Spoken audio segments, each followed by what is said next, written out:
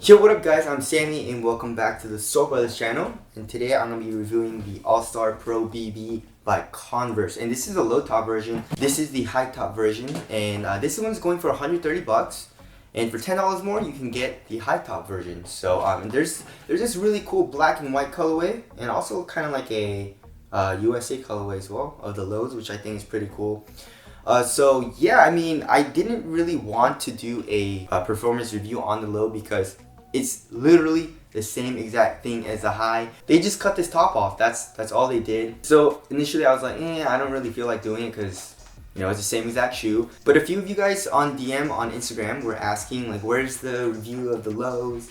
So I was like, I guess I should do it, you know? So if you do want to copy any of these, I'll leave a link in the description box. But let's do a brief little overview of the entire shoe. And I guess I'll do more of a comparison of performance and if there is a difference like between the low and the high. So let's get it started off with the traction. So for the traction, exactly the same, very hard bite on the clean cord. Picks up a little bit of dust, but you know, it's a very easy wipe. It picks it up quite fast, so you're gonna be wiping the bottom of your shoe frequently, but you know, like I said, it's easy. It's like that and you're good to go. So that's pretty damn good. And as far as durability goes, the rubber is super hard. I wouldn't say it's the deepest grooves I've ever seen though, but since it is a very hard rubber, I feel like durability should be good even on the outdoor court. So traction, very nice. The cushion is basically the same. I brought both of these pairs to the gym and I played in the lows and I went to the highs. I was like, ooh, the cushion doesn't feel as nice in the highs when I was first playing it. And obviously it's because I've been playing in the highs for a lot longer. And I believe this drop-in react cushion has bottomed out a little bit. So it does bottom out, you know, and when I got the lows, I was like, ooh, this is pretty damn nice. It's pretty soft. You can definitely feel it right into your foot. Impact protection, I would say, is pretty good. I would say it's really good actually for how low to the ground you feel. But overall, impact protection isn't like incredible, you know, like in the LeBron 17 or something. There's just a slight subtle bounce to it, basically in the heel as well as in the forefoot. But yeah, it's the same exact cushion setup in both of the shoes. Moving on to the upper is also exactly the same. They're using this quad fit mesh, super duper thin. And then on the edge of the toe, you have a little bit of fuse, you know, this white fuse.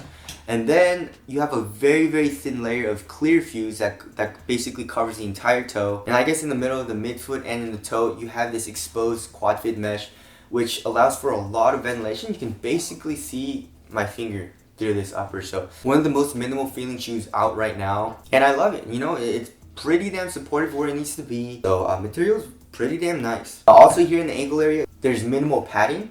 For the high, there is an actual Achilles pillow, and that feels a little bit nicer than the All-Star Pro BB low. So I would say that's one thing I do like about the highs a little bit more. Also, another thing I like about the highs a lot more actually is this part. This part never really broke in, and my Achilles does not feel good. It doesn't appreciate this. You guys see this angle? Like they should have, you know, made it a little bit more of a 90-degree angle, but they just kind of angled it in, and it goes right into your Achilles when you're walking. And they made it a little bit too high, I would say. They should have made it maybe like 1 or 2 centimeters lower, and it you know, it wouldn't have been a big deal. But for me personally, this was the breaking point. I did not like this. Super annoying, and I do have Achilles problems. I strained it a couple of times, so this did not feel good at all. And I didn't have any problems with the high. But obviously the low is super easy to just slide on because it is a low. The high is a lot harder because you have this material in the way and you have to, you know, unlace the laces and then slide your feet through. So that's also another little difference. Supporting lockdown is pretty much the same for lateral containment. The drop-in midsole has a side wall, so that helps keep your foot in place for lateral movements. It's not moving out of the footbed or anything. But for ankle support, obviously the high is going to be a little bit better. I mean, the high, this material is pretty flimsy and thin, but it's also kind of like a psychological thing. You feel a little bit safer as well. So obviously if you're looking for ankle support, the high is a better option. Let's go over the weight. Let's see which shoe is lighter. And the low is 9.98 ounces. The high is probably like 10.12 ounces. So it's this little piece is like what, 0.2 ounces. So the weight is pretty much the same.